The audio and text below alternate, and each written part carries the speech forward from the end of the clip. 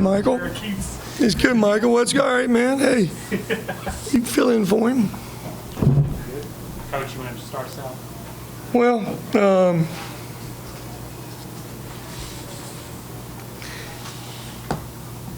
I know when you play a game like this, sometimes, it's a challenge for yourself a little bit, and no disrespect to center. He does a great job. They've got a great program, and he does a really good job with his team. But it's very obvious that, we're just better in center. That's not being disrespectful in any way. It's giving them some even more respect.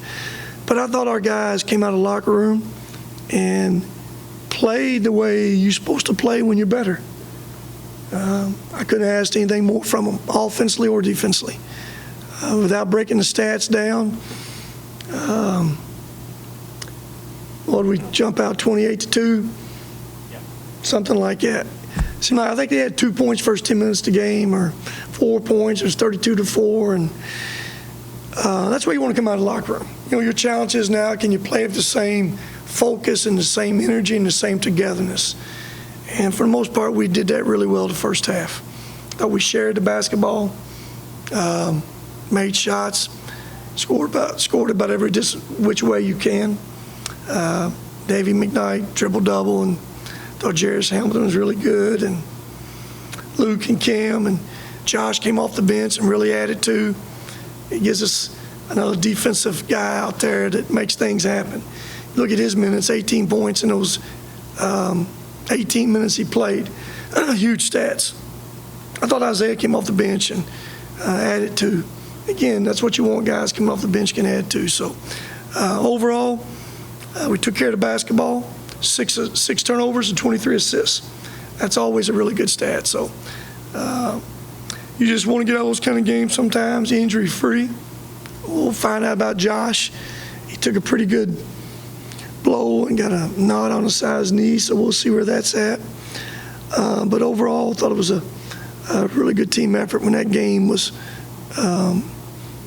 had any meaning to it. I know you guys played Saturday, but what did it mean to kind of come out here and play for this community tonight?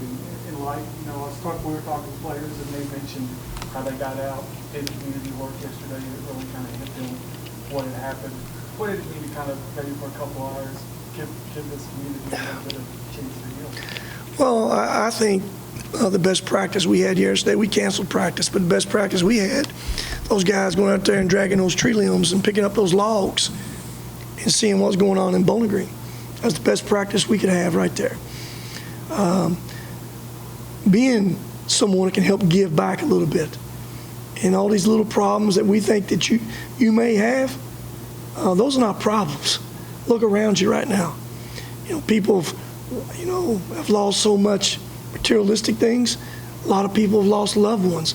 We don't have no problems. We play a game. I know it's something we put a lot of emphasis on, and people get mad if you don't win. But at the end of the day, it's really a game. When you compare to what's going on here in our community right now, that's the real world. So when I say our best practice is yesterday, watching those guys carry that brush around, I thought it came out and we were energetic. Wasn't no letdown. Could there have been a letdown after Saturday's game playing Ole Miss? Absolutely, it could have been. There was zero letdown. We came out of the starting blocks, lots of energy. I kind of took off where we left off last Saturday. So the community had a lot to do with that yesterday. I believe that with our guys. Coach, so again, Davion tonight having a triple-double, and you always say, we play these teams to get better, but just looking at tonight's game and just everything you've played so far leading up to Saturday, what are some things that you feel like you guys have gotten a lot better at, and you're not to translate over to Saturday's game? Well, Drew, I would think this from day one. We've come a long way. Come along with our pieces. Just getting our pieces and parts together a little bit. If you remember the first 3 games or so, we didn't have Cam. I think you can see he's very valuable. Then you lose a Jarius for a week. couple games, didn't play Eastern game, and first half at Buffalo wasn't very good. Then you lose a Josh for 3 games. You know, I just think it's about getting all you guys and getting a little rhythm what we're doing. You know, I think we've definitely played the big man more, found him a little bit of rhythm. He's gotten better. He's a factor for you every night defensively. So that's something we utilize a lot more after those first 5 or 6 games. So there's a lot of things we've gotten better at. Now there's a lot of things we've got to keep getting better at. But I like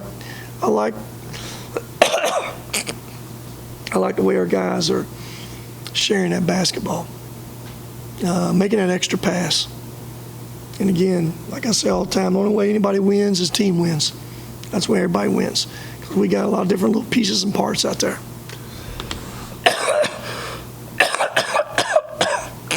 Excuse me.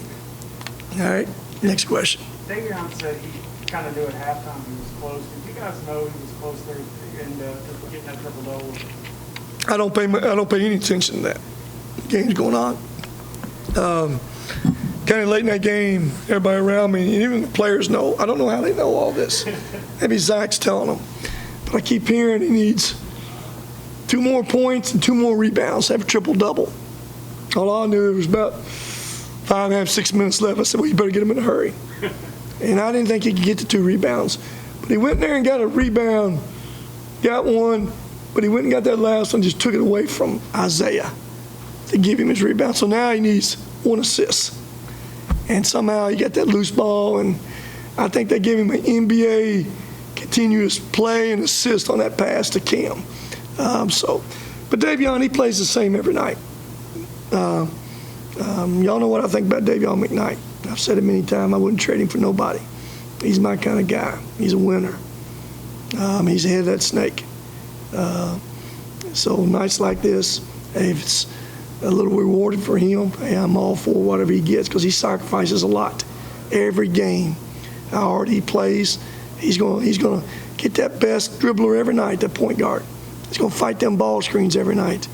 And again, he's not effective where he's scoring or not scoring. So I'm proud for him. Zach was asking, has there ever been a year, when's the last time there's been 2 guys get a triple-double on a team? Hadn't thought about that. It's a pretty good stat, though. Because the last one I remember was Darius Thompson got one.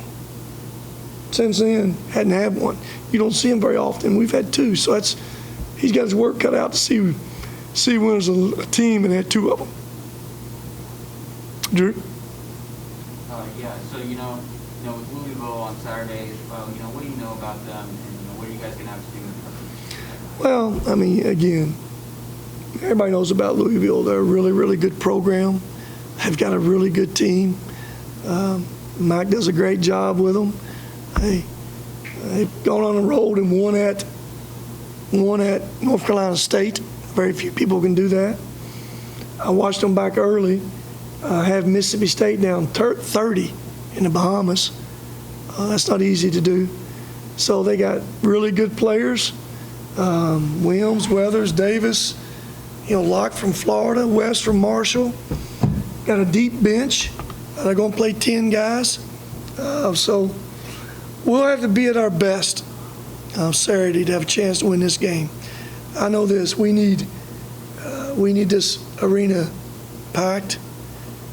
I know there's a lot going on in our town, but if you can get away for a couple of hours, maybe we can give you something different to think about and cheer for, and maybe put some excitement back in your life for a couple of hours. And we know it's going to be a great atmosphere in here. And again, we got to be at our best to have a chance to win this game. 1:30 Saturday, right? Okay. Is that good? Everybody good? Good. All right, guys.